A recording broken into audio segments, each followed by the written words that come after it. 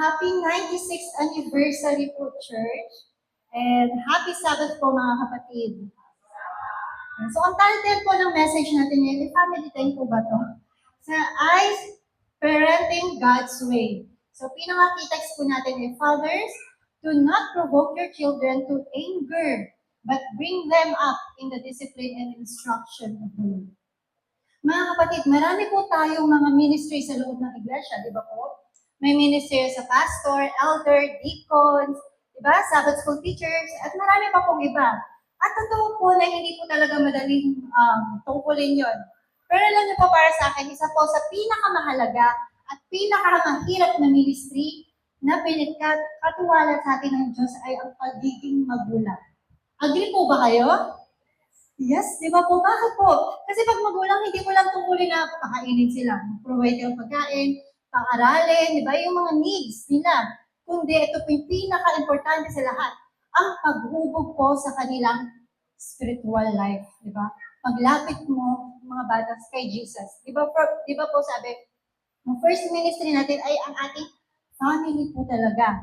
At everyday, may pagkakataon po tayong ilapit sa Panginoon ng ating mga anak. Pero, ito po, dapat po tayo mag-ingat. Kasi baka, imbis maipalapit natin sila sa Panginoon, ay maitulak natin sila mapalayo sa Diyos. At iyon po ang pinakamasakit sa lahat. Di ba po? At di ba, kahit gano'n natin kamahal ang ating anak, may mga or family, di ba? May time talaga na magkakaroon ng tampuhan, hindi pagkakaunawaan, may pagkakataon talagang sinusubok po yung pasensya natin. May mga anak na matigas sa ulo at hindi nakikinig, no? May mga topak, di ba? At meron din pagkakataon na mismo po ang magulang, mismo ang napapagod, nasasaktan, nauubusan ng pasensya. Marami po bang nakaka-relate dito? Doon po natetest ang ating character. Hindi po pagtahimik yung mga anak natin, pag hindi dahil sa mabait sila, kundi kapag sila po ay pasaway at mahirap disiplinahin. No, sabi nga po ni Tony Gonzaga, kung kilala niyo po, kung narinig niyo siya, yung conversation nila sa parents nila, sabi, ang panahon daw dati ay Jurassic parenting. Tama po? Samantalang ngayon naman ay tinatawag na gentle parenting. At hati ang opinion ng mga magulang. Ano daw po ba tamang paraan ng pagpapalaki ng anak?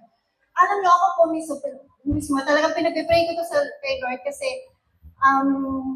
minsan nahirapan ko talaga ako i-handle yung anak ko pag nagtatantrum siya.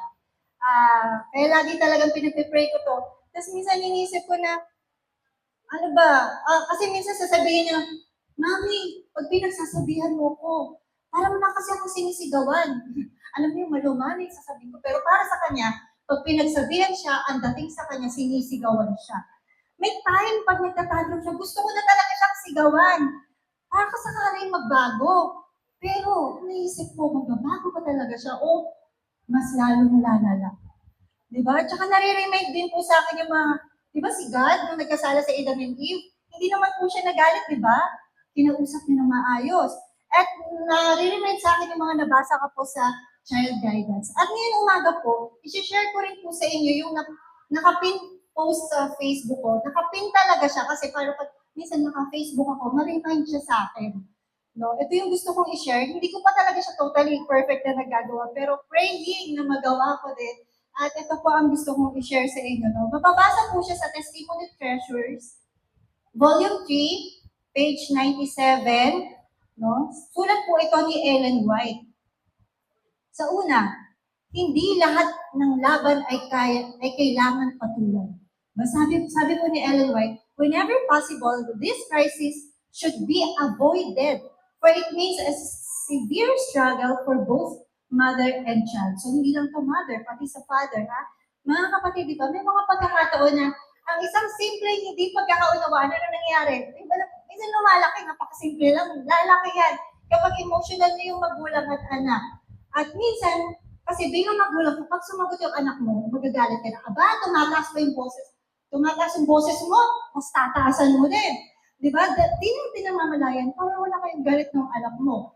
At ito po ay reminder po sa atin na hanggat maaari, huwag nating hayaan umabot sa matinding pagtatalo. Diba, alam niyo po yung napanood niyo sa Facebook, yung bikers na sinuntok?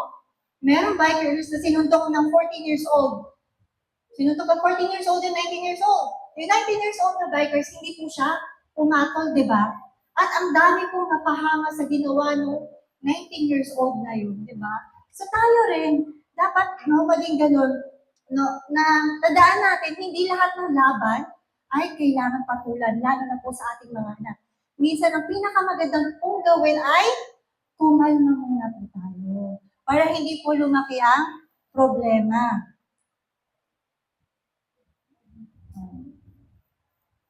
So, ang unang dapat makontrol ay ang sarili. Agree po ba kayo?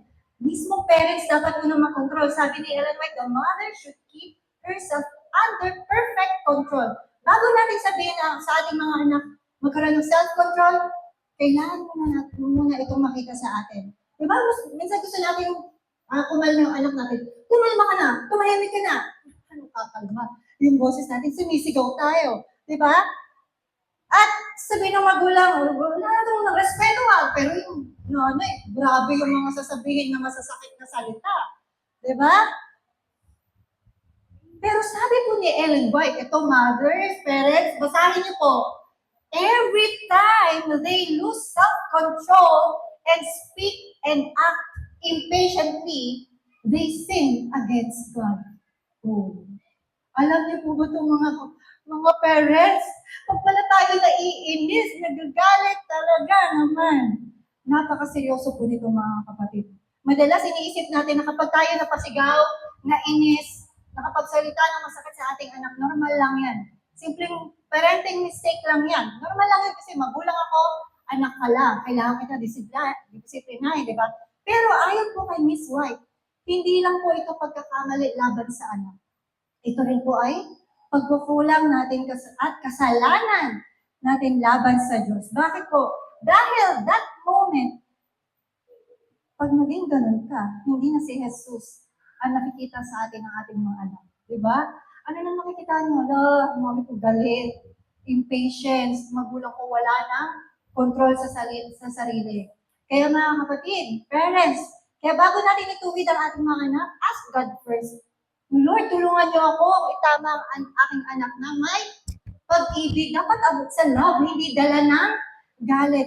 Kasi po minsan, ang unang kailangan disiplinahin po ay hindi ang bata, kundi ang magulang.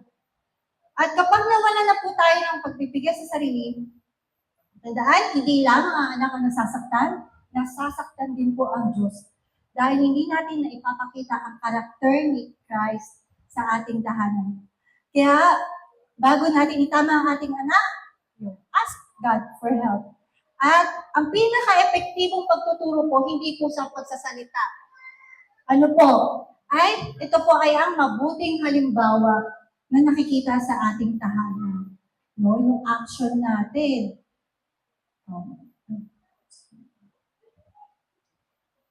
Ito pa, mas malakas ang mahinahon na boses. Mas malakas ang mahinahon na boses kaysa sa sigaw. Sabi ni Ellen White, she is to give no loud voice commands. She will gain much by keeping the voice low and gentle. Napakagandang reminders po sa atin ito, mga parents. May mga tahanan po kasi parang normal na sa isang tahanan ang sigawan. No? Kami po, nung kabataan ko, bata pa ako, almusal namin sa umaga ay sermon. Diba? Sermon na rin na, ganyan na, sigawan na kami yan. Pero, thank God, kasi yung mother ko, lagi sinasabi na, pinagpipray niya na daw yung voice niya na mabago. Kasi, at least, alam niya na sa sarili niya na hindi talaga maganda yung ganun way of voice. At, sabi nga kasi pag Bisaya daw, kahit mahina, parang laging galit. Ganun po ba? Sabi niya pag gano'n daw Bisaya Pero syempre, hindi pa rin siya excuse sa gano'n. At, kaya naman po ako, pag binabasa ko yung child guidance, hindi ako ganito. Babasahin po talaga, hindi ako ganito, Lord. Pero, ito nakakatuwa sa ating Panginoon. Walang imposible sa kanya. Kasi di ba sabi, wala na yung kinalakihan mo, minsan na-adapt mo talaga yan, di ba? Kung ganyan voice ng mother mo, minsan na-adapt mo yan. Kaya to, sobrang prayer talaga ako na Lord, tulungan niyo ko na hindi ako maging ganun sa anak ko. Thank God kasi nandyan siya para tulungan tayo. Na kung may ganyan tayong ugali, hilingin po natin sa ating Panginoon na hindi tayo maganyan. Tandaan po natin, ang authority ay hindi po nasusukat sa lakas ng boses, kundi sa lakas ng influence. Sabi nga po sa Proverbs 3:15, ang malumani na sagot, nakakapawi ng galit. Ngunit sa tugong marahas, puot ay hindi mawawaglit. So ang purpose po ng disiplina ay mailapit ang bata kay Jesus. She is to deal with the child in a way that will draw him to Jesus. Mga kapatid, hindi sapat na mapasunod mo yung anak mo. Yun sa atin eh. Basta importante mapasunod kita. Hindi ganon. Ang mahalaga po ay mailapit po natin siya kay Jesus. Dahil meron po mga batang sumusunod sila. Pero sumusunod na lang sila dahil sa takot. Pero gusto ng Diyos na sumunod sila. Dahil sa love. Diba? Na meron sila. Tandaan po natin, parents, ang tunay na disiplina ay hindi lang po para sumunod ang bata, kundi para matutong gawin ang tama mula sa puso. Hindi po sa mula sa takot. Ang pinakamabisang sandata ng magulang ay panalangin. Diba? She prays earnestly that the enemy shall not obtain the victory. Sabi po yan ni Albert. Alam niyo po mga kapatid, kapag matigas ang ulo ng anak, kapag hindi na talaga nakikinig, hindi mo na alam ang gagawin mo, pakiramdam mo wala ng effect yung mga salita mo, yung example mo. May isang bagay na hindi dapat mawawala. Ano po yun? Ang panalangin. Bilang parents, may hangganan po yung kakayanan natin. Di ba po?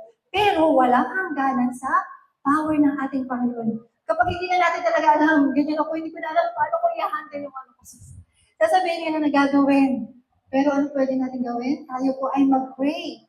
At magtiwala po tayo sa ating Panginoon na siya na bahala sa ating anak. Maaaring hindi po agad magbago ang ating mga anak sa pagsaway natin, ngunit walang panalangin na puso na hindi naririnig ng Diyos. Ang Diyos, ang tunay na nagbabago ng puso. Di po ba? Napakaganda ng part nito. Sabi dito, she sees that the same power that is working in her is working also in the child. Ibig sabihin, habang kumikilos ang Diyos sa magulang, kumikilos din siya sa puso ng anak. Kaya mga magulang, hindi natin kayang bahuguhin talaga ang puso ng ating mga anak. Ang kailangan natin gawin, turuan sila, gabayan sila, ituwid sila.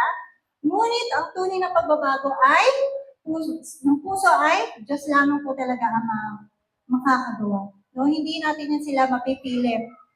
O, di ba, matatakot. Pero yung Holy Spirit, wala pong imposible dito. Kaya, ang tungkulin natin bilang mga magulang ay maging tapat. Ito, importante. At patuloy po tayong ipag-pray ang ating mga anak. Samantalang ang Diyos naman po siya ang gagawa para mabago po ang ating mga anak. At ang tagumpay sa tahanan ay dumarating sa pamamagitan ng presensya at kabutihan. Yan ang sabi ni Ellen White. He becomes more gentle, more submissive. The battle is won. Her patience, her kindness, her words of wise restraint have done their work. Diba? Ang tagumpay sa tahanan, hindi po yun nakakamit na, ayan, sa pamamagitan ng galit. Hindi sa pananakot, hindi sa sigawan, kundi ano daw po? Pasensya.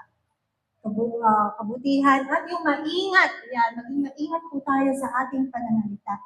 Kapag ang pag-ibig ng Diyos ang naghahari sa puso ng magulang, mas nagiging bukas ang puso ng anak na tumanggap ng pagtutuwid. At sa paglipas ng panahon, makikita natin ang bunga, hindi lamang pagbabago ng ugali, kundi pagbabago po ng puso.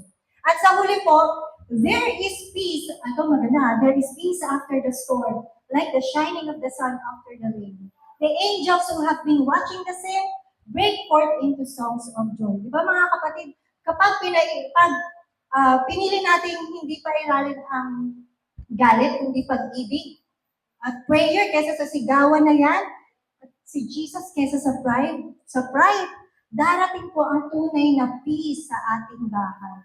No? At sabi ang mga angel daw ay nagagala kapag may tagumpay na nangyari sa loob ng isang tahanan ng pamilya. Kaya bago po tayo matapos, ito po ang tanong na nais kong iwan po sa bawat pamilya. No? Kapag may problema po sa ating tahanan, ang paraan ba ng ating pakikitungo sa isa't isa ay naglalapit kay Jesus o nalalayo sa Kanya? Kaya mga kapatid, naway tulungan tayo ng Panginoon na ang ating mga tahanan ay maging lugar po ng pag-ibig, biyaya at kapayapaan. Mga tahanang sama-sama po lumalapit kay Jesus. Pinamang po, happy Sabbath.